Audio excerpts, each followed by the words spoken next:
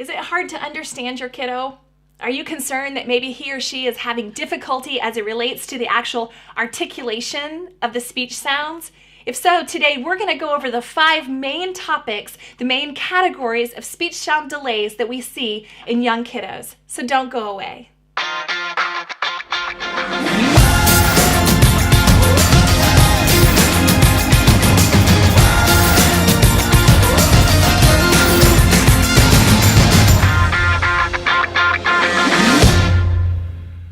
So hey, welcome back. As I said, today we're going to be talking about the 5 main categories of speech sound difficulties that we see in young kiddos.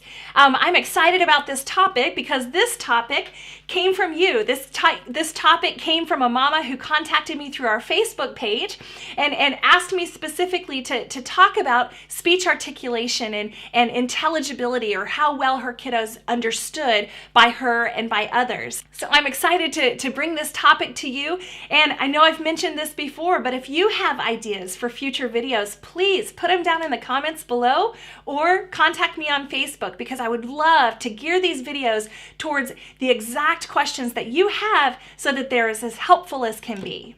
So let's get started with the 5 main categories. Here we go. As I've said from the beginning, this is not in any way, shape, or form to take the place of formal speech therapy. If you are truly concerned about your kiddo, we talked about this in the 7 steps video, where you need to contact your pediatrician, get an authorization for formal speech therapy, check out the community resources, and take that route as well. And this is merely meant to be a supplementary tool. As we're talking about speech sound disorders, we talk about articulation, okay?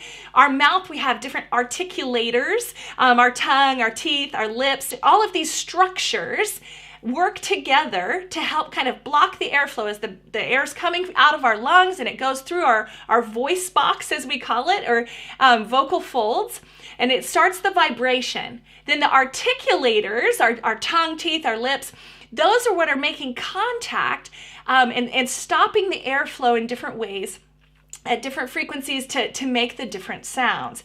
I don't want to get too technical today, but I think it's good for you guys to understand what we're talking about, because we're going to be talking about the place in your mouth that you make the sound and kind of the way the air is coming out, whether it's come out and it comes to an abrupt stop, or if it comes out more in a line and a continuous motion.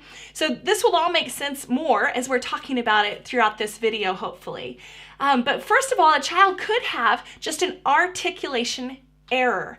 It may just be a single sound or a couple sounds here and there that they just aren't producing it or articulating it correctly. You may have a child who's having difficulty doing the TH sound, getting that tongue out for the th sound or the th, right? They may just kind of adapt and do it as a th, like thank you, or I think, right? So that could be just a single sound articulation error. So when we talk about articulation, that's more what we're talking about. Are they making the sound in the correct place?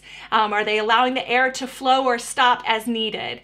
And so that's kind of more what we would consider articulation. Then there's another whole group of ideas that we're going to talk about, and it's the idea of phonology. Phonology is our sound system. In English in particular, as in all languages, but today we're talking about English, the English language has many, many sounds. And you can imagine that for a child, it's very difficult to master that complete set of sounds. So oftentimes what kiddos will do is they kind of reduce that to make it a little bit more manageable. So for example, if they are having trouble making the sounds at the back of the throat, like the k sound or the g sound, they will, well, okay, that's a harder sound for me to make, so I'm just going to use a T, so or a D. So they might say, I da do, right? And we hear kids do this all the time. I da do, and so D's work for D's, and they also work for G's, right? And they create these what we call phonological patterns. Many of them are very typical. Kids, as they're going through typical progression of speech sound acquisition and language development. There are a lot of these that we expect to see up to certain ages, but then at certain ages we expect them to kind of drop off, or for the child to master the sounds that are appropriate for kind of that age range. One example of this is what we call final consonant deletion. So instead of saying beat or beach, the child just might say B. They might have a pattern of leaving that ending sound off of the word. The problem with that, as I'm sure you know if your child's doing this, is that it's very difficult to understand them. And as parents, I think sometimes we don't really realize or think about how much meaning is in just this last little sound, and how much the meaning of this word can change depending on that ending sound. I'm sure you understand it if your child is leaving off the endings. When they come in the room and they're talking about the ba or the b, and you don't know because you weren't there, you didn't see it, you don't have that context to help you understand exactly what they're talking about. And that's when you have to say, show me, or bring it to me, right? Because without those ending sounds, there's a lot of meaning that's lost. Okay, so these are just some examples of some common processes or common patterns that we see. So again, we have the articulation, we have the phonology, but then we also have some kiddos that kind of make up their own patterns.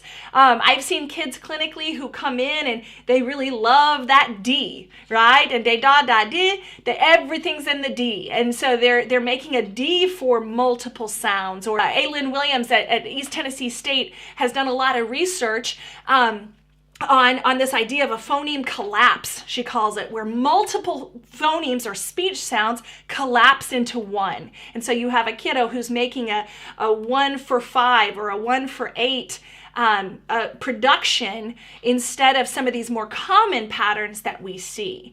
So just kind of be a student of your child and kind of start to listen to see if you can figure out what he or she is doing. And then again, also enlist the help of a speech pathologist. Another concern that we see is sometimes what we would historically have referred to as a lisp, either a frontal lisp where their tongue is coming out between the dentition or between the teeth for the S and the Z. So they may say for Z or th for Z, right? And this is common both as a frontal or a dentalization in the frontal position.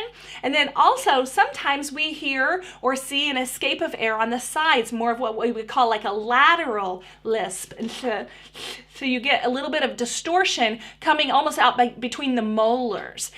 So both a frontal lisp and a palatal lisp, as we would call it, are also speech sounds or speech sound difficulties that we commonly see. Finally, I want to talk a little bit briefly about this term apraxia.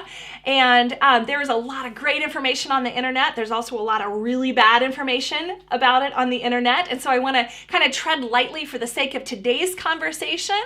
This isn't necessarily where we're going to go to talk solely about apraxia. Apraxia is a more severe speech sound disorder.